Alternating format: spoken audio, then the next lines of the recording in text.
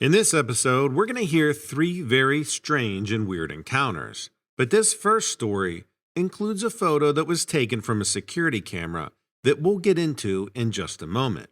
But before we get to the stories, if you're digging my content, then hit that subscribe button. Now let's get to the stories. Hi, Donovan. Let me first start off by saying I love the show. I really liked the episode about that warehouse worker who was attacked by some creature you released a few months ago.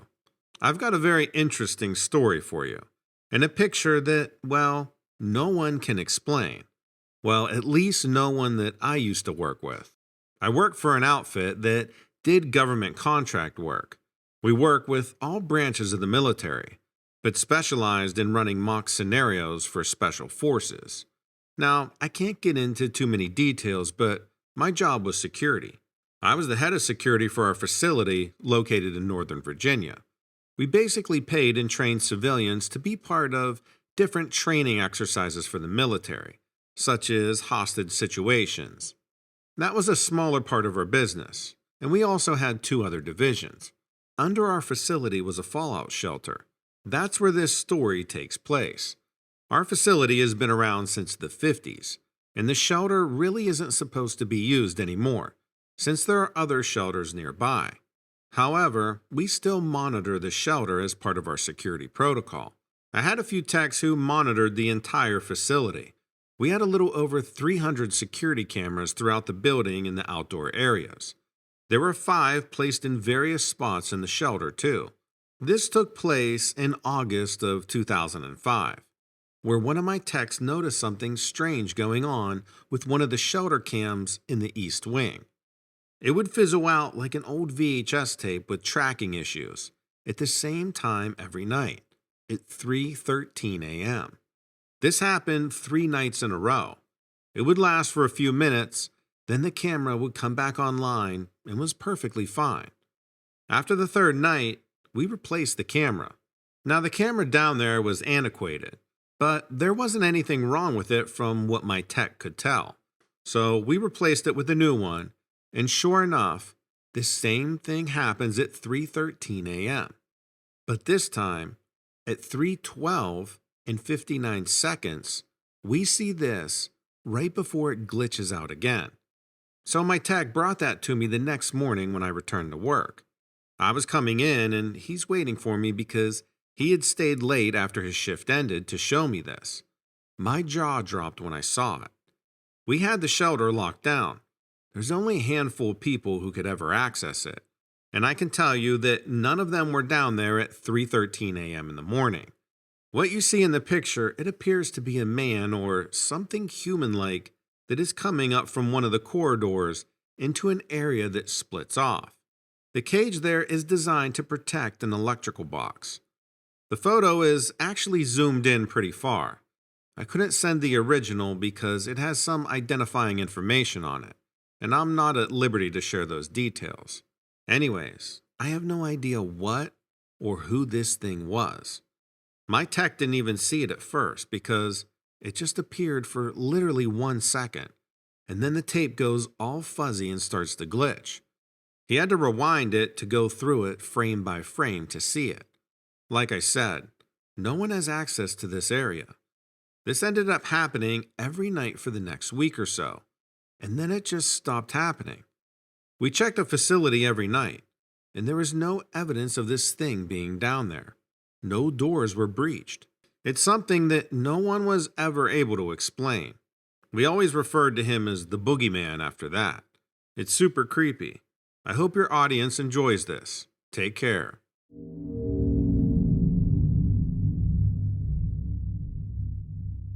Hey there, Donovan.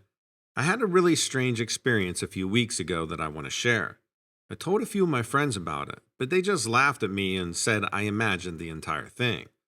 I was rambling around Cades Cove in Tennessee, and I finally found this really cool cemetery with a lot of old headstones. I'm kind of a cemetery nut. I used to do a lot of charcoal rubbings. I find the designs on the old headstones so interesting, much more so than the modern stones. I had wandered around for a while. I guess I had gotten turned around. It was time for me to head back out to the valley since I had a 3-hour journey ahead of me, but I couldn't find the gate where I'd come in. After about 20 minutes of following past, only to come up against yet another wrought iron fence, I was pretty irritated with myself. I started looking for another person to ask them where the gate was, but there wasn't anyone else there but me. I hadn't noticed it until I had to think about it. But the whole time that I was in there, I hadn't seen another soul. Now, I'm not the kind to usually get spooked out, but I was starting to feel a little apprehensive. It felt like I was trapped in there. I pulled out my phone, thinking I could pull up Google Maps, that app that can show you walking directions as well as your car, but I couldn't get my phone to turn on.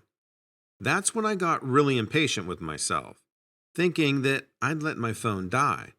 And the worst thing was, I needed Google Maps to get myself out of Cades Cove. I was going to have to stop somewhere and ask for directions, and I hate doing that. I was seriously starting to think about hopping the fence. And then I noticed all the vines and wild roses, I guess, all winding through the fence, which means I'd most certainly get scratched up. I remember thinking, okay, that's weird. I didn't notice that before. And I started looking around, really looking now at my surroundings. There were fresh flowers on a number of graves. That was another detail that I was sure I hadn't seen before. When I got there, I had the impression it was just an old forgotten cemetery, but obviously someone still visited and put flowers on graves. It was then that I noticed a person some distance away, standing in front of one of the graves. I couldn't tell from where I stood if it was a man or a woman. All I could see was that it was a person dressed in all black, which made me hesitate to call out, like someone might be grieving. I walked over there and waited, a respectful distance behind the figure. Now that I was close up, I could see that it was a woman, in a long black dress and a hat like older women wear to church. I stayed silent, just waiting, figuring eventually she'd turn around, and I could ask her which direction the gate was in. She eventually turned around, and I was a little taken aback. The hat had a black veil that completely obscured her face. It was a little unsettling, because I was unprepared. I couldn't even tell if she was looking at me. I said, "Excuse me, ma'am. I've got myself turned around. Could you please point me in the direction of the entrance?" She didn't answer, but she started walking toward me, closing the distance. I wondered if her silence meant that she thought I was rude to having disturbed her. Since she was obviously in mourning, I quickly said, "I don't mean to bother you." No response, but she kept moving toward me until she was so close I had to take a quick step back. But she kept coming. Suddenly, I know this part sounds crazy. She wasn't in front of me anymore. I mean, completely vanished. I even turned around to see if she was anywhere in sight, but she was gone. I got chills all over. She looked real to me, but I wondered if I just imagined her. And then I thought, who imagined something like that? A person that's not there. Which got me wondering if I had schizophrenia or a brain tumor or something. Don't laugh. These thoughts really went through my head, and it was a terrifying prospect to think of. Then I looked back at the grave she had been standing in front of. It looked freshly dug, and there were flowers at the base that I assumed the lady had brought with her. White daisies bound with a red ribbon. I looked at the headstone, and that's when I really freaked out. I started to feel dizzy. The stone said Jonathan Wilkes, 1838 to 1889. I couldn't believe what I was seeing, so I closed my eyes for a minute and opened them back up. It was still there, and the headstone had one of those cool skull engravings that you see on old graves. Except this stone looked new. At that point, I thought, okay, this is some prank someone is playing. That was the only explanation. I looked around to see if I could spot someone hiding, watching me, or maybe even recording me. If there was someone there, they were doing a good job hiding. I even called out, "Very funny, but obviously fake," and waited. But no one came out of hiding. So I thought about the woman, and I figured finding her was the only way to keep my sanity. She couldn't have gone far. I walked around, following the path to the center of the cemetery. Since it was on a slight rise, I figured I'd be able to better spot her if I stood there. I'm walking along, going up the hill and looking around, and everything seems different. It took me a second to figure out why. Then I realized there were no fresh flowers on any of the graves.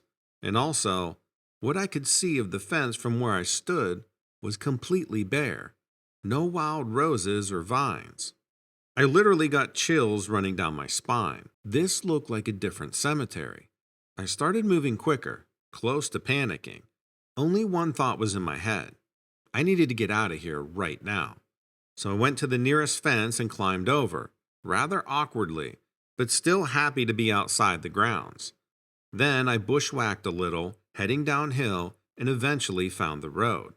10 minutes later, I was in my car, and glad to put that weird graveyard behind me.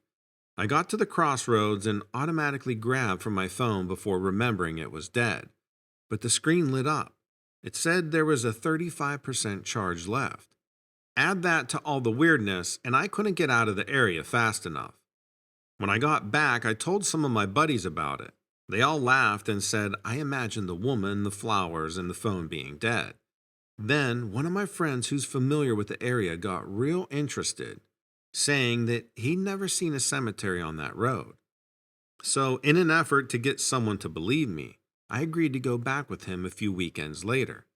We drove up and down that road and all over the area, but we couldn't find that graveyard.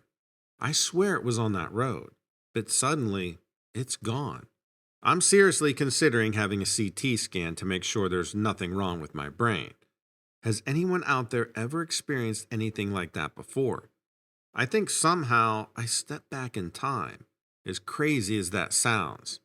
Thanks for listening, Rick.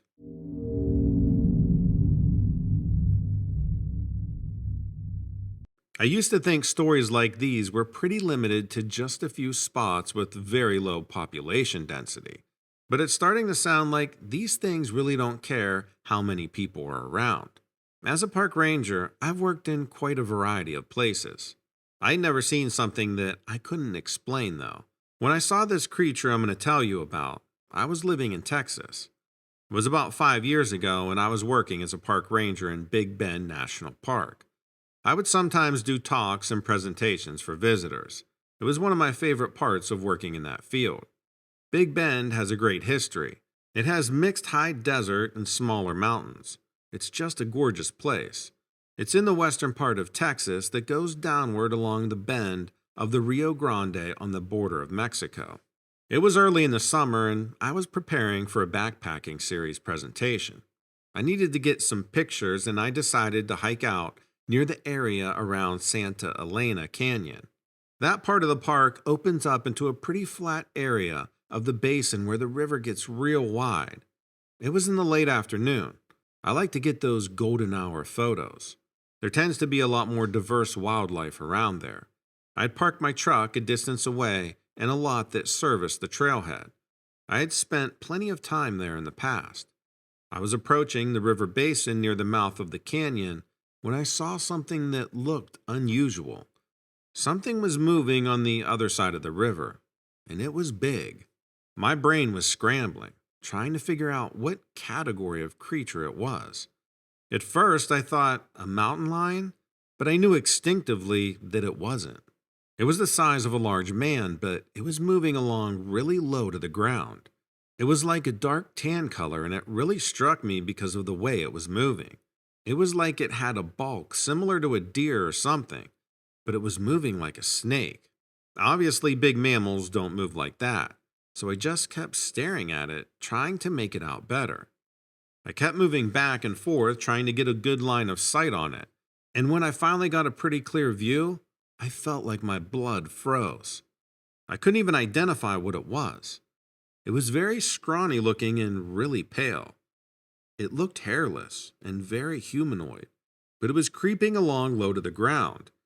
I got the impression that it was hunting something. I could have probably thrown a rock across the water and hit it. It seemed to be totally focused on something off in the bushes. I stayed completely still so that I wouldn't make any noise. But then it turned its head and looked at me. It had these huge black eyes, and the mouth was hanging open in this creepy way. When it saw that I had seen it, it hunkered down even lower and seemed to scoot back, trying to hide. I managed to take a few photos, but I was so frozen in fear, all I could think about was surviving. I've never been so thankful for a river in my life, even though the river was pretty low at that time due to a drought. I'm sure there were some points that could be crossed without too much trouble, but it was still quite wide, and at least it provided a psychological safety barrier. The thing started to swivel its head back and forth, like it was looking between me and its original prey. I felt like it was sizing me up and trying to decide if I was worth the risk of hunting down. My heart was pounding, but I maintained my forward-facing direction. I started to slowly back away. Then its gaze fixated on me, and it started making this weird clicking noise. I was terrified that it had chosen me to be its dinner that night. I'll never forget that part, just waiting for it to decide which direction it was going to choose. I don't know if it decided I wasn't worth it or if the river was just too much of a barrier or what, but I could feel that moment when it almost seemed to lose interest in me, and it went back to stalking whatever was over there hiding in the bushes. I was able to get back to the truck without feeling I was being pursued, but it still felt like one of the longest walks I'd ever taken, even though it wasn't really that far.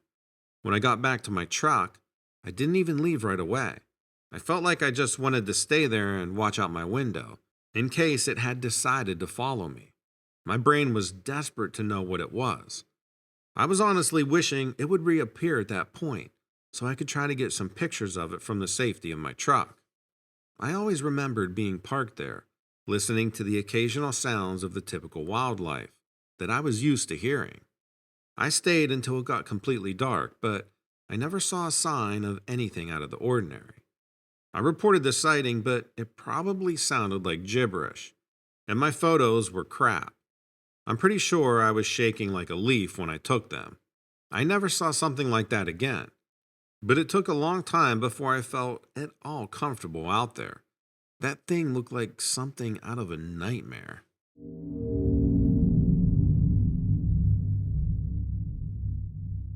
Let me know what you think of these stories in the comments below. And don't forget to check out my other channels. Dread Captures brings you the strangest trail cam footage. If it's weird, creepy, and unexplainable, you'll find it on Dread Captures. Dread Discovers is everything that I find fascinating, from real-life giants to urban legends that became true, and creepy pictures with backstories, just to name a few topics. Also, check out Lilith Dread's channel, who is similar to mine but narrated by Lilith herself. Thanks and take care.